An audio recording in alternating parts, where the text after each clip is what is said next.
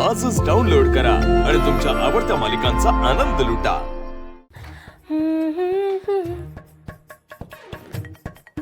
ओ madam, हळद ना आकाशदादा आणि साक्षीची आहे। तू काय एवढी नटतेस ग? आणि लोक बघतील तर काय बोलतील? आकाशदादाला राहू दे, आधी हिचंच लग्न करा। आणि हे काय एवढी डार्क लिपस्टिक लावलीस तू? मम्मीने बघितली ना तर तिचा रेडिओ चालू होईल। पहिले पुसून टाकू दे ग। कशी दिसते मी? भारी दिसते ना? एकदम अशी पटाका दिसायला पाहिजे, म्हणजे कोणीतरी असा टायगर सारखा मला भेटेल आणि मग आमची लव्ह स्टोरी सुरू होईल। स्वप्नातून बाहेर ये, कारण मम्मी तुला लाईन जम्प करू देणार नाहीये। पहिले आशुताई आणि नंतर मी। हा, तोपर्यंत आम्ही डेट करू आणि बरोबर तुझ्या लग्नाच्या वेळेस मी त्याला घरी बोलवेन आणि तो फुल एकदम असा कडक शेरवानी बिरवानी घालून येईल आणि येऊन म्हणेल पाय लागू माझी, आणि मग मम्मी बोलेल चल चालता हो। काय आसावरी, हो मी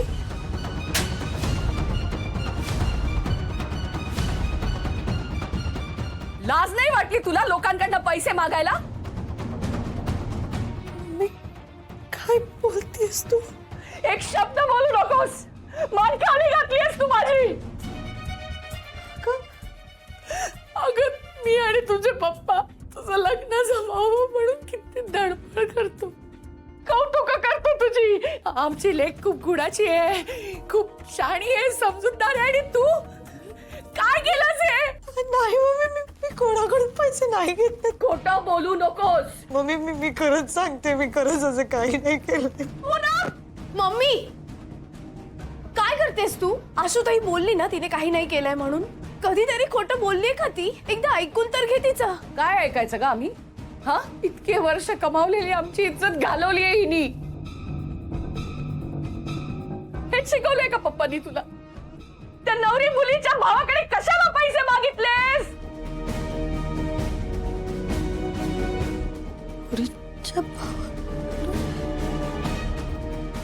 नाही मम्मी, मी पैसे नाही मागितले त्याच्याकडून।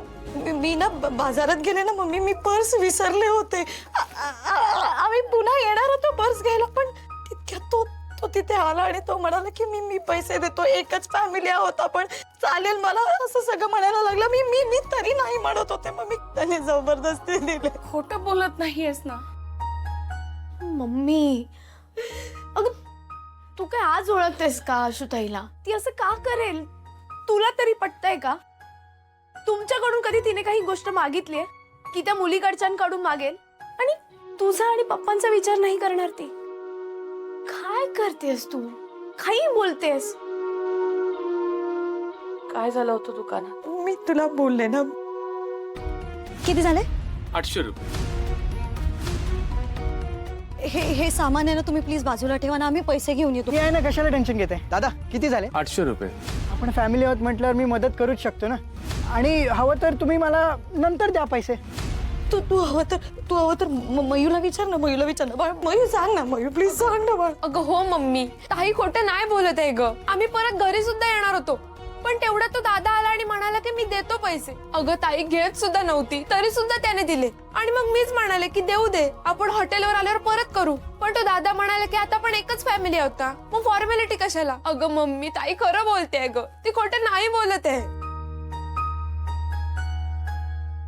चला हळद वेळेत सुरू करा आणि अंगाला लावण्याच्या नावाखाली उगाच रंगपंचमी खेळू नका। बायकांना आवरायला उशीर लागतो, करवलीला आताच सांगा की वेळेत उभी राहा म्हणून। मुलाला हळद लागल्याशिवाय मुलीला कशी लागणार? वेळा पाळा, नाहीतर माझी वेळ झाली तर मी निघून जाईल। हो हो हो हो, लगेच बोलवते। अहो उमाताई, खानोलकरांकडे रीतीभाती आणि वेळेला खूप महत्व आहे, त्यामुळे कसं आहे, सगळ्या गोष्टी वेळेत झालेल्या बऱ्या असतात नाही का? आणि करवलीचा मान खूप मोठा असतो बरं का? हो, त्यामुळे जरा मुलींना सांगा पटकन तयार होऊन यायला।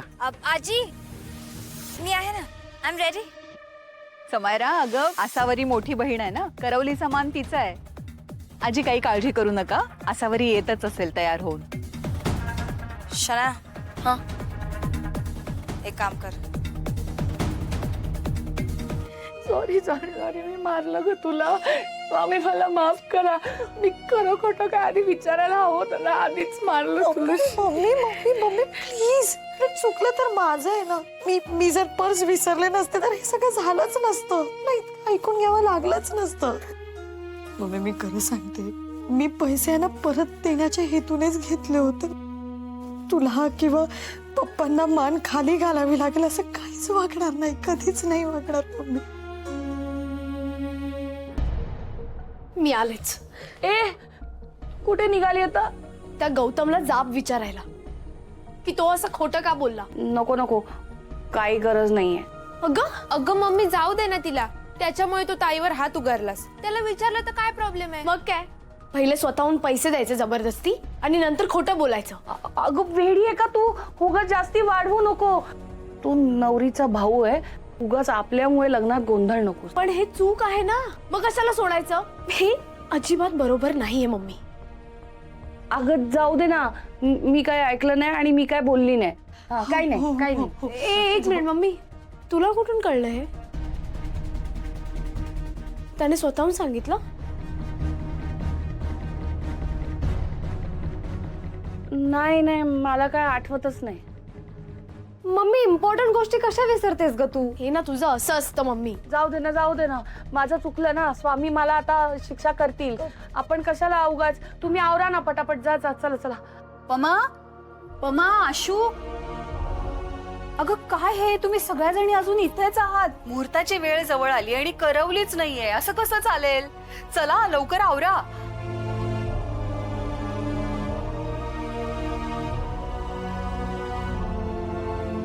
काही झालंय का? अगं मावशी ते नाही नाही मावशी, काही झालं नाही. का ग, तिला का थांबवलंस? मयू बोल, तुला काही सांगायचंय का?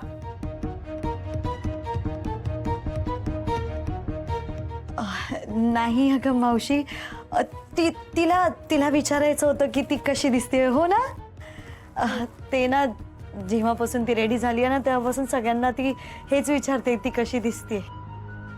बघ ना आता, लग्न कोणाचं आणि नट्टापट्टा कोणाला करायचं आहे. अगं मग करू दे की नट्टापट्टा. शेंडेफळ आहे ते आमचं, लाखात एक आहे. जराशी मोठी असतीस ना, याच मांडवात तुझंही लग्न लावून टाकलं असतं. बरं चला, करवली. आशू अगं तू मोठी मानाची करवली आहेस ना, तू चल पुढे पटकन. मी आणि शरू रेडीच आहोत मावशी, या दोघींना घेऊन येतो. या या लवकर. आणि तू प्लीज चल माझ्या बरोबर. हं? चल चल.